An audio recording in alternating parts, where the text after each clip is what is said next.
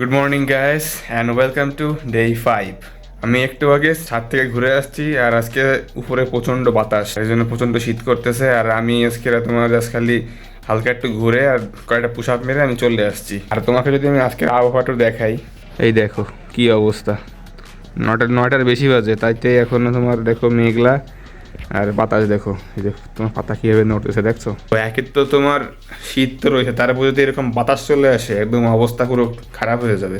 Guys, গতকালকে একটা প্রশ্ন আনফর্চুনেটভাবে আমার দ্বারা স্কিপ হয়ে গেছে, আমার আসলে মনে ছিল না। প্রশ্নটা হচ্ছে, কেনই আমার ব্র্যান্ডের নাম আমি রয়্যাল রাখতে গেলাম, অন্য অনেক কিছুই তো ছিল নাম। তো রয়্যাল নাম রাখার রিজনটা হচ্ছে, আমি থাকি হচ্ছে তোমার খুলনা শহরে। মোস্ট অফ দ্য পিপল যখন তাদের মাথায় খুলনা শহরের নামটা আসে, তাদের মাথায় আগে আসে তোমার সুন্দরবন। ভৌগোলিকভাবে হচ্ছে আমাদের অবস্থানটাই তোমার হলো দক্ষিণ সাইডে, দক্ষিণ খুলনা যেহেতু, তার দক্ষিণে হচ্ছে তোমার সুন্দরবন। সুন্দরবনের কথা যখন তোমার মাথায় আসে, তখন তোমার ফার্স্টেই চলে আসে রয়্যাল বেঙ্গল টাইগার। বাঘের আগে দেখবো যে রয়্যাল শব্দটা কিন্তু যুক্ত আছে, আর বাঘ নিজে একটা কনফিডেন্সের সিম্বল। এই গেল আমার প্রথম রিজন, যে কনফিডেন্সের একটা সিম্বল আমি তৈরি করার জন্য রয়্যাল নামটা দিয়েছি। সেকেন্ডে হচ্ছে রাজকীয়তা। রয়্যালের একদম খাঁটি মানে হচ্ছে তোমার রাজকীয়তা, একটা আপার ক্লাস ভাইব দেবে।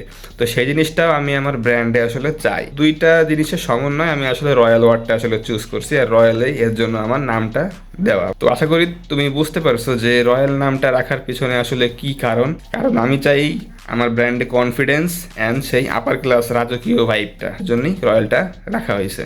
ওয়েল গাইস, তো আমি প্রত্যেকদিনের মতো একটু আজকে লেখালেখি করব, যেটা আমার একটা বলতে গেলে হ্যাবিট হয়ে গেছে। আমি লিখতে খুব পছন্দ করি, তো সেই কাজটাই আমি এখন করব। অলরাইট গাইস, তো আমরা এতক্ষণ যাবো একটু রিসার্চ করলাম আর নিজের প্ল্যানসগুলো একটু নোট করলাম হালকা পাতলা। গতকালকে তোমাদেরকে আমি বলেছিলাম যে আজকেরা আমরা ফটোশ্যুট করব, কারণ কালকেরা সারাদিন আকাশ ছিল মেঘলা।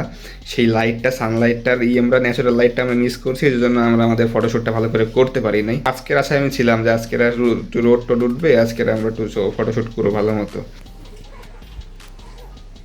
তো দেখতে পারলাম যে আকাশের আজকেও কি অবস্থা, মানে সেই রোডটা আলোটা আসলে নাই। তো আমি আসলে একটু কনসার্ন যে আজকে কি হবে।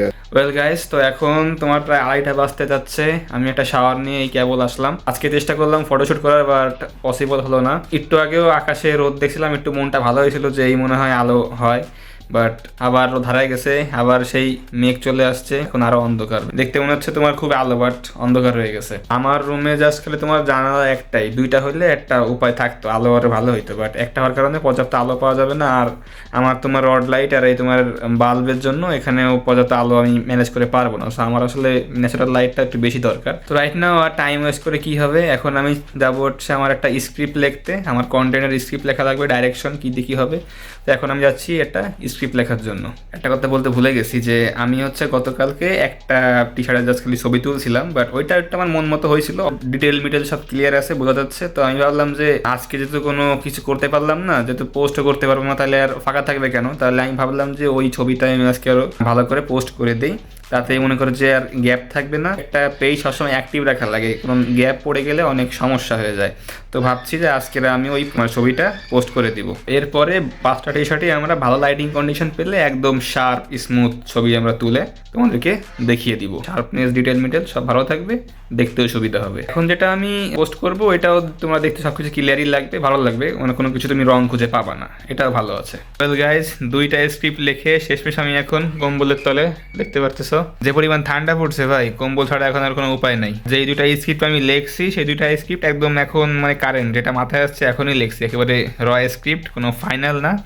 পরে ওটা আস্তে আস্তে পলিশ করে একদম ফাইনাল পর্যায়ে নিয়ে যাওয়া হবে। পুরো বিকেল ধরে ওই কাজটাই করছি, যেহেতু আজকে কোনো ফটোশ্যুট এসব কিছু করতে পারিনি। একদম দিনটা পুরো গেছে একদম হেলে ফেলে, মেঘ একদম আকাশে ভরা, আলো মালো কিছুই নাই, এজন্য ওই সমস্যাটা হয়ে গেল। তো দেখা যাক আগামীকাল আল্লাহ রহমত করে কিনা। এখন মনে করো যে এর জন্য তো আমি অ্যাডও চালাইতে পারবো না, কারণ শীত, এখন যে পরিমাণ শীত পড়তেছে, এটা কাস্টমার বিহেভিয়ার বলে একটা কথা আছে। তো রোদ উঠলে আমাদের জন্যই ভালো, অ্যাড চালাইতে সুবিধা হবে, কাস্টমারও তোমার একটু মানে মনটা একটু যাবে যে টি শার্টের দিকে। কারণ শীতকালে অনেকেরই আসলে টি শার্টটাকেও প্রিফার করে না, আবার অনেকে আছে করে, বাট অন্য বছরের অন্যান্য সময়ের তুলনায় শীতকালে টি শার্টের সেলটা একটু ডাউন থাকে। তার উপরে এরকম হাড় কাঁপানো শীত পড়লে অ্যাড চালানোটা একটু রিস্কি হয়ে যায়, কারণ আদৌ কিছু কনভার্ট হবে কিনা, সেলস আসবে কিনা। তো সেক্ষেত্রে একটা মানে তোমার রিস্ক ফ্যাক্টর থেকেই যায়। তো যত দ্রুত সম্ভব এই যে আবহাওয়াটা, এটা কাটিয়ে উঠতে পারলেই আমাদের অ্যাক্টিভিটিসটা আরও ভালো হয়ে যাবে, আমাদের জন্য সব দিক থেকে সুবিধা হবে। গাইস, আজকের এই ভিডিওটা এখানেই শেষ করছি। দেখা হচ্ছে আগামীকাল।